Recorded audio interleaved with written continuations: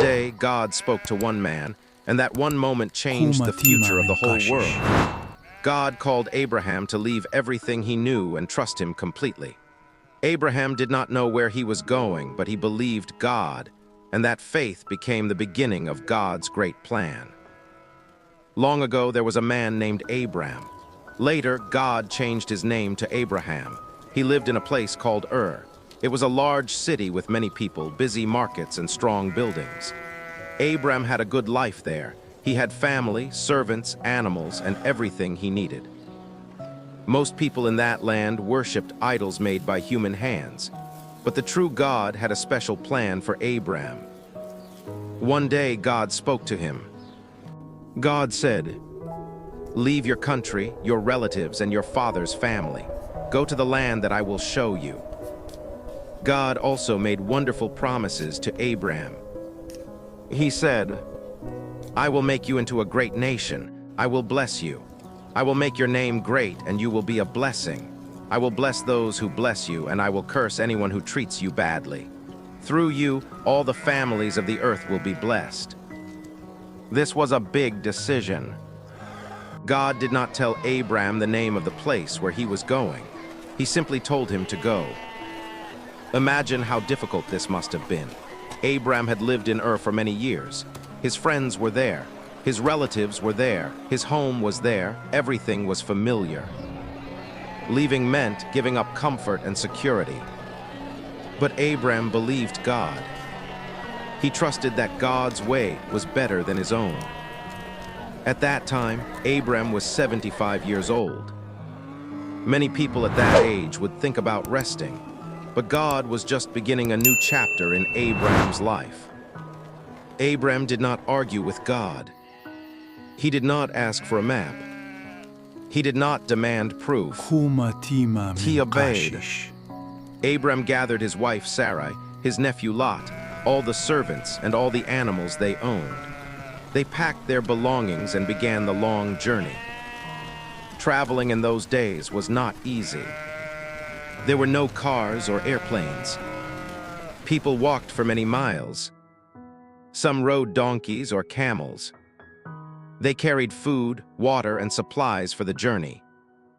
Along the way, they crossed dry lands, rivers, and rocky paths. Sometimes the weather was hot. Sometimes it was cold at night.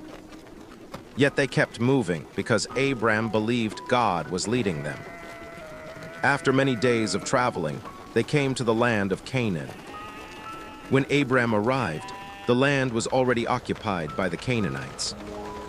Even though other people lived there, God appeared to Abram and said, "To your descendants I will give this land." This promise may have sounded impossible. Abram had no children. How could he have descendants if he had no son? Yet God had spoken. Instead of doubting, Abram worshipped God. He built an altar there. The altar was made from stones. It was not a place for idols. It was a place where Abram thanked God and honored him. Later, Abram traveled through different parts of Canaan. Everywhere he went, he remembered God. He built another altar and called on the name of the Lord. Abram's life showed that worship was important wherever he lived. Soon there was a problem. A famine came to the land. Food became scarce. Crops did not grow well. Many families struggled to find enough to eat. Because of the famine, Abram traveled to Egypt for a time. Egypt had food because the Nile River helped farmers grow crops. As Abram approached Egypt, he became afraid. Sarai was a beautiful woman. Abram worried that the Egyptians might kill him in order to take her. So he asked Sarai to say that she was his sister. Sarai agreed. When they arrived, Pharaoh's officials noticed Sarai's beauty. She was taken into Pharaoh's house. Because of her, Pharaoh treated Abram well and gave him sheep, cattle, donkeys, servants, and camels. But God protected Sarai. The Lord sent serious troubles on Pharaoh and his household. Pharaoh realized that something was wrong. He discovered that Sarai was actually Abram's wife. Pharaoh called Abram and asked, "Why did you not tell me she was your wife?" Pharaoh returned Sarai to Abram. Then he told Abram and everyone with him to leave Egypt. Abram left peacefully with all that he owned. This event teaches us that even faithful people can make mistakes. Abram trusted God enough to leave his home, but fear caused him to make a wrong decision in Egypt. Still, God remained faithful to his promise. God protected Sarai and continued to guide Abram. After leaving Egypt, Abram returned to Canaan. He went back to the place where he had built an altar earlier. There he worshipped God again. Abram had become very rich. He owned many sheep, cattle, silver, and gold. His nephew Lot also had many animals. Soon another problem arose. The land could not provide enough grass and water for all their animals. The shepherds who cared for Abram's animals and Lot's animals began to argue. Abram wanted peace. He said to Lot, "Please let there be no fighting between us. We are family." Then Abram did something generous. He gave Lot the first choice of the land. Lot looked around. He saw that the Jordan Valley was green and well-watered. It looked like the best place for raising animals. So Lot chose that land for himself. Abram stayed in Canaan. After Lot left, God spoke to Abram again. He told Abram to look north, south, east, and west. God said, "All the land that you see I will give to you and to your descendants forever." Then God made another promise. He said Abram's descendants would become so many that no one could count them, like the dust of the earth. Again, this seemed impossible. Abram and Sarai still had no children. But God was teaching Abram to trust his promises instead of his own understanding. Abram continued living in the land. He moved near the great trees of Mamre at Hebron. There he built another altar to the Lord.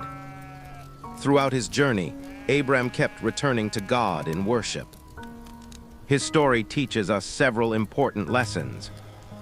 First, God sometimes asks people to step into the unknown. He may not show every detail at the beginning. He asks us to trust him one step at a time. Second, faith means obeying God even when we do not have all the answers. Abram did not know where he was going. He simply believed that God would lead him. Third, God's promises do not depend on what seems possible to people. Abram had no children, yet God promised that he would become the father of a great nation. Years later, God's promise came true. Finally, even when God's people make mistakes, God remains faithful. Abram was not perfect. He experienced fear and made wrong choices. But God continued to guide him, because God always keeps his word. The story of God's call to Abraham is the beginning of a much bigger story. Through Abraham's family came the nation of Israel. Many generations later, Jesus Christ was born from Abraham's family line, just as God had planned. What began with one man leaving his home in faith became a blessing for the whole world. God called Abraham. Abraham believed. He obeyed. And through that simple act of faith, God's promise began to unfold exactly as he had said.